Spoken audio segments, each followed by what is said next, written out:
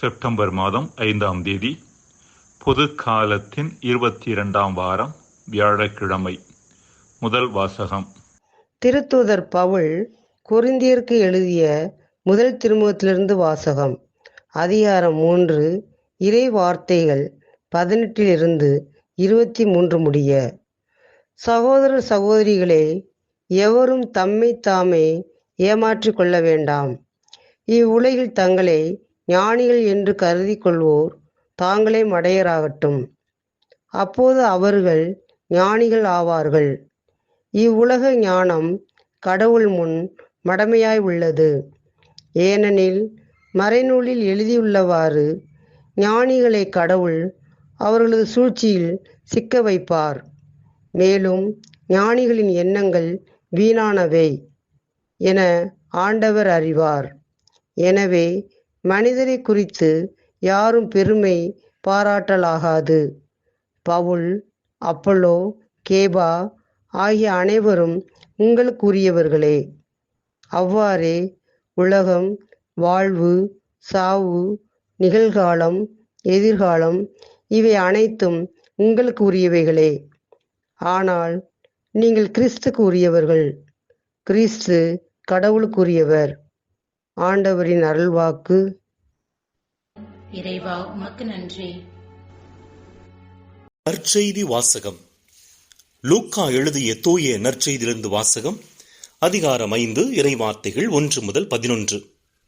அக்காலத்தில் இயேசு கெனசரேத் ஏரிக்கரையில் நின்று கொண்டிருந்தார். திரளான மக்கள் இறைவார்த்தையை கேட்பதற்கு அவரை நெருக்கிக் கொண்டிருந்தனர்.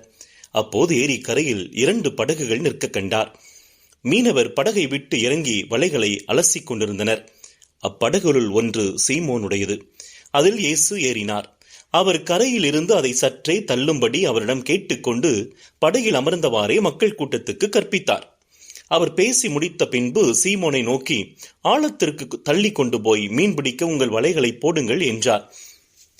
சீமோன் மறுமொழியாக, ஐயா, இரவு முழுவதும் நாங்கள் பாடுபட்டு உழைத்தும் ஒன்றும் கிடைக்கவில்லை. ஆயினும் உமது சொற்படியே வலைகளை போடுகிறேன் என்றார். அப்படியே அவர்கள் செய்து பெருந்திரளான மீன்களை பிடித்தார்கள். வலைகள் கிளிய தொடங்கவே மற்ற படகில் இருந்த தங்கள் கூட்டாளிகளுக்கு சைகை காட்டி துணைக்கு வருமாறு அழைத்தார்கள். அவர்களும் வந்து 2 படகுகளையும் மீன்களால் நிரப்பினார்கள். அவை மூழ்கும் நிலையில் இருந்தன. இதை கண்ட சீமோன் பேதுரு இயேசுவின் கால்களில் விழுந்து, ஆண்டவரே, நான் பாவி, நீர் என்னை விட்டு போய்விடும் என்றார். அவரும் அவரோடு இருந்த அனைவரும் மிகுதியான மீன்பாட்டை கண்டு திகைப்புற்றனர். சீமோனுடைய பங்காளிகளான செபதேயுவின் மக்கள் யாக்கோப்புவும் யோவானும் அவ்வாறே திகைத்தார்கள். இயேசு சீமோனை நோக்கி, அஞ்சாதே, இது முதல் நீ மனிதரை பிடிப்பவராவாய் என்று சொன்னார். அவர்கள் தங்கள் படகுகளை கரையில் கொண்டு போய் சேர்த்தபின் அனைத்தையும் விட்டுவிட்டு அவரை பின்பற்றினார்கள். ஆண்டவரின் அருள் வாக்கு. கிறிஸ்துவே, உமக்கு புகழ். பிரியமானவர்களே, புனிதர்களில் பலர் கடவுளின் பேரன்பையும் நிறையருளையும் உணர்வதற்கான பாக்கியத்தை பெற்றபோது எந்த அளவிற்கு தாங்கள் குறைவானவர்கள், பாவிகள், நிலையற்றவர்கள் என்பதையும் உணர்ந்து கொண்டார்கள்.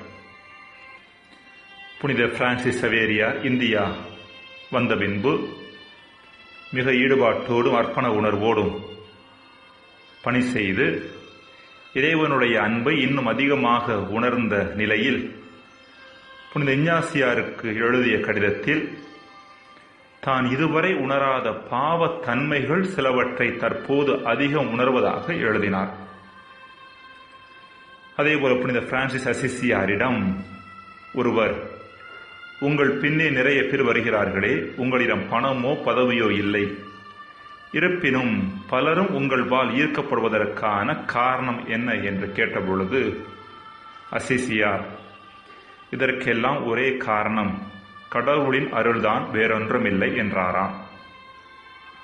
கேள்வி கேட்டவர் தொடர்ந்து, கடவுள் தன் அருளை வெளிப்படுத்த எத்தனையோ நபர்கள் இவ்வுலகில் இருக்க உங்களை அவர் தேர்ந்தெடுத்ததன் காரணம் என்ன என்று கேட்க அசிசியார், கடவுள் தன் அருளை வெளிப்படுத்த மனிதர்களிலேயே கீழான நிலையில் உள்ள ஒருவரை, the most wretched of all human beings, தேடி அலைந்தார். அத்தகைய நிலையில் நான் இருந்ததால் கடவுளால் கண்டுகொள்ளப்பட்டேன் என்றாராம். மாணிக்கவாசகர் கூட இறைவனால் ஆட்கொள்ளப்பட்ட நிலையில் நாயினேன், அற்பன், கடையன் என்று தன்னை அழைக்கின்றார். திருவாசகம் முழுவதும் இவ்வார்த்தைகள் மீண்டும் மீண்டும் வருவதை நம்மால் பார்க்க முடிகிறது. இன்றைய நற்செய்தியில் இறைவனின் அருட்பெருக்கையும் அளவற்ற தன்மையையும் பேரன்பையும் மிகுதியான மீன்பாட்டின் மூலம் நேருக்கு நேர் சந்திக்கின்ற வாய்ப்பை பேதுருவும் மற்றவர்களும் பெற்றிருந்தனர். இத்தகைய பேரன்பு அனுபவத்திற்கு உள்ளான பேதுரு தன் தகுதியின்மையையும் ஒன்றுமில்லாமையையும் தானாகவே உணர்கின்றார். இயேசுவின் கால்களில் விழுந்து, ஆண்டவரே, நான் பாவி, நீர் என்னை விட்டு போய்விடும் என்கிறார். ஓர் அறையில் இருக்கும் அழுக்கு அவ்வறையினுள் நுழையும் சூரிய ஒளியின் அளவிற்கு ஏற்ப தெளிவாக தெரிவது போல மனிதருக்குள் இருக்கும் குறைகளும் கீழான தன்மைகளும் ஒருவர் இறைவனின் பேரன்பையும் அருளையும் தனக்குள்ளே அனுமதிக்கின்ற அளவிற்கு தெரிய வருகின்றன. ஒரு சில மனிதர்கள் இப்படிப்பட்ட இறைவனின் பேரன்பையும் ஒளியையும் தங்களுக்குள்ளே அனுமதிக்காதன் காரணமாக தங்களுக்குள்ளே இருக்கும் பாவ அழுக்குகளையும் குறைகளையும் உணராமல் தாங்கள் நிறைவானவர்களாக இருப்பதாக எண்ணிக்கொள்ளுகின்றார்கள். இவ்வாறு அவர்களை நினைக்க வைப்பது அவர்களது அறிவுதான். இங்கு அறிவு கூட அறியாமைக்கான வழியாக மாறிவிடுகிறது என்பதுதான் ஒரு ஆச்சரியமான உண்மை. இப்படிப்பட்ட நபர்களையே, அதாவது தங்களிடம் குறைகள் இருந்தாலும் தங்களை நிறைவானவர்களாக எண்ணிக்கொள்ளும் நபர்களையே புனித பவுல் இன்றைய முதல் வாசகத்தில் ஞானிகள் என்று அழைக்கின்றார். இன்னும் சொல்ல போனால் கிண்டலாக அழைக்கின்றார். இப்படிப்பட்ட ஞானிகள் கடவுள் அன்பின் ஒரு துளியையாவது அனுபவித்தார்கள் என்றால் தங்களது ஞானம், அதாவது அறிவு எவ்வளவு எல்லைக்குட்பட்டது, இன்னும் சொல்ல போனால் முட்டாள்தனமானது என்பதை அறிந்து கொள்வார்கள் என்றும் குறிப்பிடுகிறார். இதையே புனித பவுல் இவ்வுலக ஞானம் கடவுள் முன் மடமையாக உள்ளது என்றும் ஞானிகளின் எண்ணங்கள் வீணானவை என ஆண்டவர் அறிவார் என்றும் குறிப்பிடுகிறார். அன்பிற்குரியவர்களே, மனித அறிவோ சிந்தனையோ தேவையில்லை என்பது புனித பவுலின் கருத்தாக இருக்க முடியாது. காரணம், அவரே ஆழ்ந்த சிந்தனைவாதிதான்.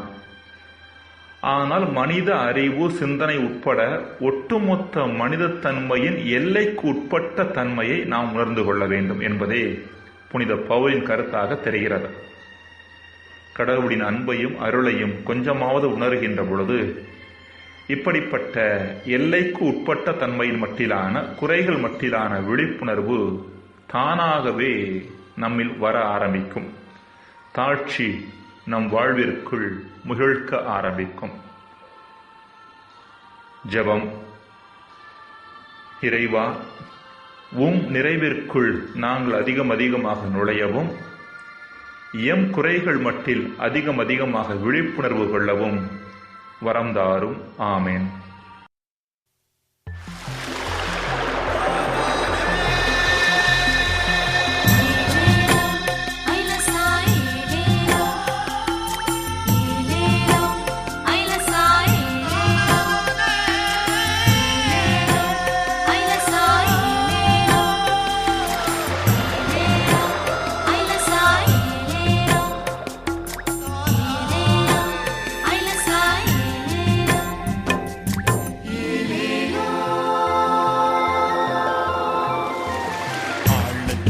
வாழ்க்கை படகை கொண்டு செல்லுவோம். இயேசு சொன்ன வாக்கை நம்பி வலையை வீசுவோம். ஆழத்திற்கு வாழ்க்கை படகை கொண்டு செல்லுவோம். இயேசு சொன்ன வாக்கை நம்பி வலையை வீசுவோம்.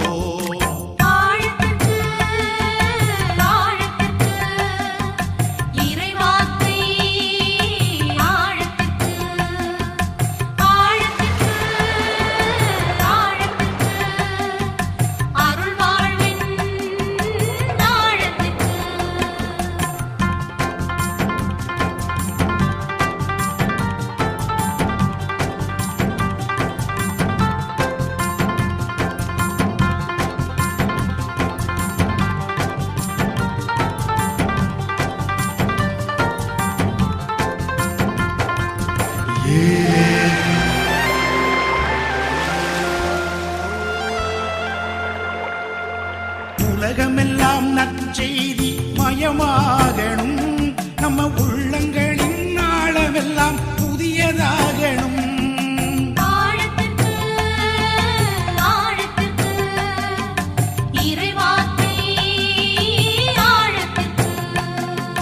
வலைகிழிய மீன்பாடு நிறைஞ்சு பெருகணும், நம்ம வாழ்க்கையெல்லாம் கனி மிகுந்து சாட்சியாகணும். ஆழத்திற்கு வாழ்க்கை படகை கொண்டு செல்லுவோம், இயேசு சொன்ன வாக்கை நம்பி வலையை வீசுவோம்.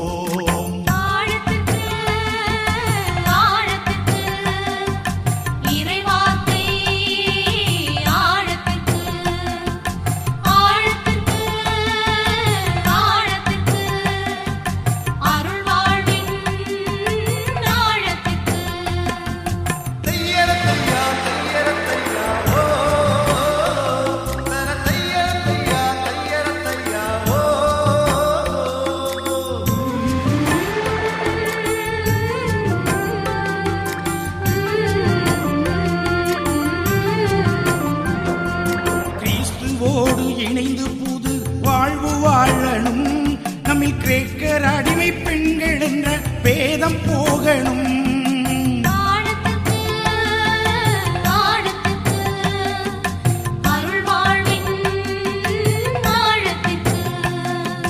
மனித நேயம் வளர்த்து நாம உலகில் வாழணும், நம்ம அன்பு கடவுள் பிள்ளைகளாய் அமைதி நாடணும். ஆழத்திற்கு வாழ்க்கை படகை கொண்டு செல்லுவோம், இயேசு சொன்ன வாக்கை நம்பி வலையை வீசுவோம்.